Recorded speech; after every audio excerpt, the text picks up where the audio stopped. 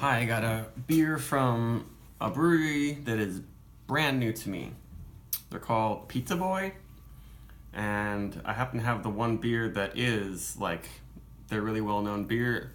A lot of my Untapped friends had this before. It's an Imperial Oatmeal Stout with coffee called Sunny Side Up, and my girlfriend's coworker was there and brought us a crowler of it, which is pretty nice. And she already opened this today, but we found that this cat can cover actually works well on the crowlers and seals them almost airtight to keep some carbonation in there.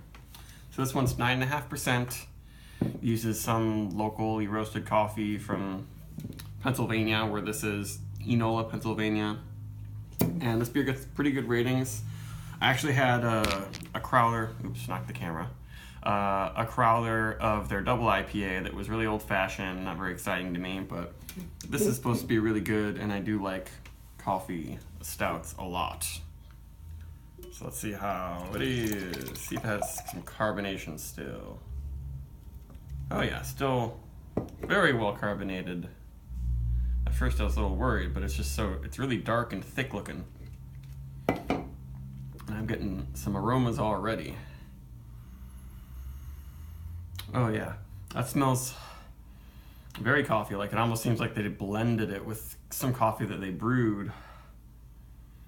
I don't know if they just aged it on beans. There is very little specific information about this beer. Really big coffee notes. Pretty roasty. It doesn't smell like it's going to be too roasty and bitter like some beers that are brewed with like French roast or Italian roast. Yeah, it's a really roasty, slight mocha thing going on. Yeah, like a chocolate covered espresso beans, dark chocolate covered espresso beans. That's definitely in the aroma, but it doesn't smell very sweet. It's not quite getting to soy sauce, but it is really dark and getting towards that level of savory roastiness. But yeah, coffee is really dominating it, but it's not like a sweet frappuccino all mocha thing.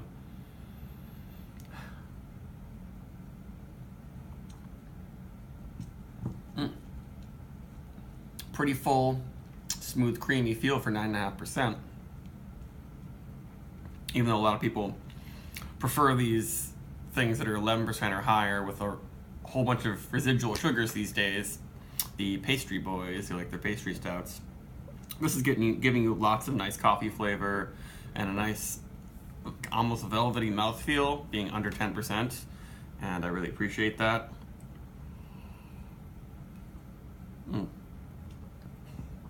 Yeah, it feels really nice on the tongue.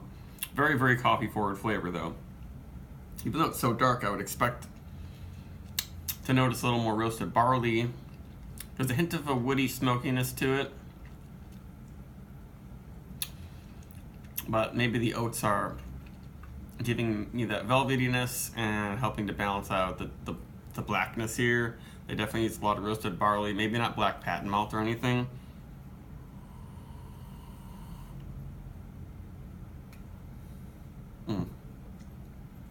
Yeah, just swishing it around my tongue was very nice. But then it finishes without being sticky sweet. I'm not getting too much stickiness on the tongue. But that's great. That's great that they can get lots of body under 10%. So I can drink other beers after this and I won't feel like crap, because the combination of alcohol and caffeine, because there's definitely got to be some caffeine in here because of all the coffee, doesn't usually make it feel good. That's why caffeinated Four Loko was outlawed.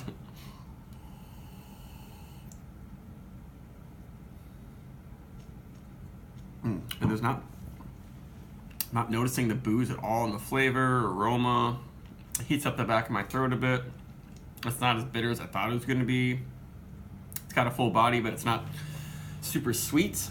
It's pretty nice, but it is a little bit like one-dimensional flavor-wise. It's just like coffee and more coffee and lots of coffee and a little bit of roasty stout. if I think about it, maybe there is a deeper, maybe molassesy malt depth going on too. But I'm not getting a lot of like cocoa and stuff. It's just big on the roast. Yeah, but a really pleasant beer. And really good for today where it's been like 55 and rainy the entire day. Beautiful June day. And my last review I did, it was hot and humid. Pretty opposite temperature right now. But this is really good. It deserves its popularity and its high rating, I would say. I should do a video review of my Hill Farmstead Imperial Coffee Stout, the Genealogy. I have the unbarreled version. It's pretty comparable to this. I think they're the exact same alcohol content, at least the 2018 Genealogy. Maybe I'll do a video review of that tomorrow or something, see if I can remember the difference. This one is definitely not as soft and complex. Yeah, it's really just like straight coffee on the nose.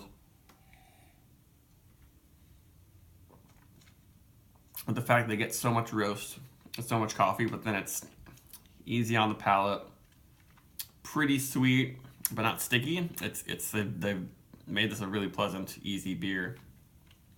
Very pleasant to sip, and you don't even need to sip. I could gulp this down. I feel like right now.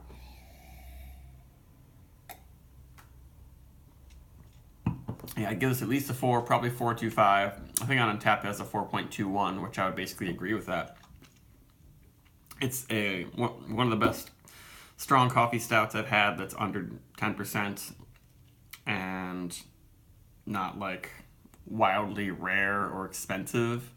I think he said that he got this crowler filled for only $10, which is by New England standards, by Pastry Boy standards, really cheap, but I guess this brewery's kind of in the middle of nowhere.